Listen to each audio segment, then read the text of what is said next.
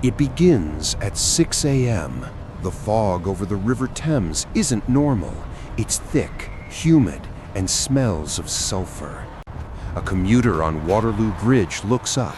He doesn't see the sunrise. He sees a shadow with a 20-foot wingspan blocking out the light. The city hasn't woken up yet, but history has. The sirens aren't warning of an air raid. They are warning of an extinction event in reverse. Suppose if dinosaurs reclaimed London for 24 hours. This is not a movie. This is a temporal superimposition. For exactly 24 hours, the Cretaceous ecosystem is overlaying the infrastructure of modern London. But the most terrifying part isn't the T-Rex. It's the biological glitch that happens at hour 23. They're here for a reason, and when the time runs out, they might leave, but they will leave something behind that ensures London never recovers. 7 a.m. Rush hour on the M25. The first casualties aren't caused by teeth, but by confusion. A herd of Triceratops wanders onto the motorway. They weigh 12 tons each. To them, a honking car is a rival male. The physics are devastating. A modern sedan crumples like aluminum foil against a skull designed to withstand a T-Rex bite. The M25 becomes a graveyard of twisted metal, blocking all exits.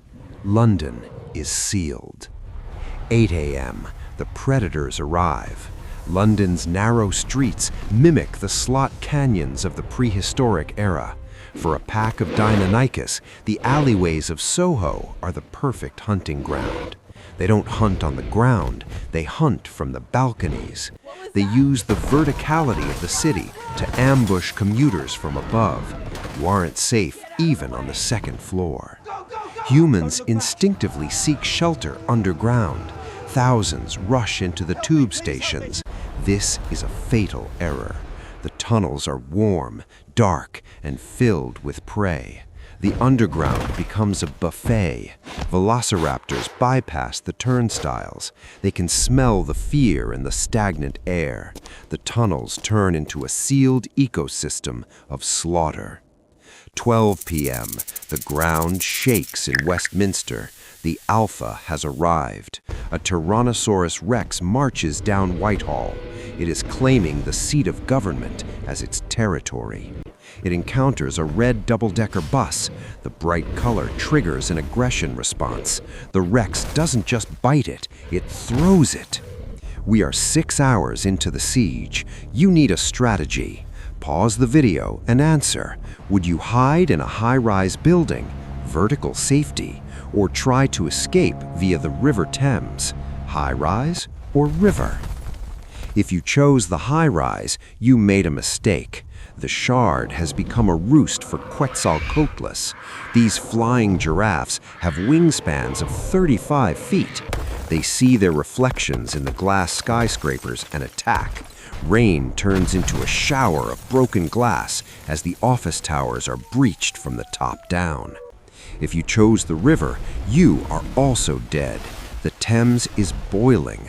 A Mosasaurus has swum up from the estuary. It dwarfs the tourist boats. It breaches near Tower Bridge, snapping its jaws on the suspension cables. The bridge groans under the assault of a 15-ton marine reptile. 2 p.m. The British Army deploys, but tanks are useless in gridlock. And the dinosaurs? They are armored tanks that can heal. Small arms fire bounces off the osteoderms of the Ankylosaurus. The military is forced to retreat, ceding control of the streets to the Cretaceous. Night falls. The power grid fails. London plunges into darkness. This is the domain of the Troodon. They have night vision. They are smarter than dolphins. They don't break down doors. They try the handles. In this timeline, some species have adapted with bioluminescence. The T-Rex in Piccadilly Circus glows with faint, pulsating stripes, a neon nightmare. Midnight, a Spinosaurus challenges the T-Rex at Buckingham Palace. It is a clash of titans in the king's courtyard. They care nothing for history. The Victoria Memorial is crushed underfoot as they collide. The palace facade crumbles. 3 a.m., but something is wrong. The dinosaurs are slowing down. They're coughing. Our air is too thin. Our pollution is too toxic. The kings of the past are dying of the common cold and diesel fumes. 5 a.m. The ground vibrates, not footsteps, physics. The time quake is destabilizing. The dinosaurs begin to flicker. They are being rejected by our timeline. They phase in and out, becoming ghosts of the past. 6 a.m. The sun rises. A reverse shockwave slams through the city. In an instant, the monsters are gone. The silence returns. Survivors emerge. They think it's over, but remember the open loop?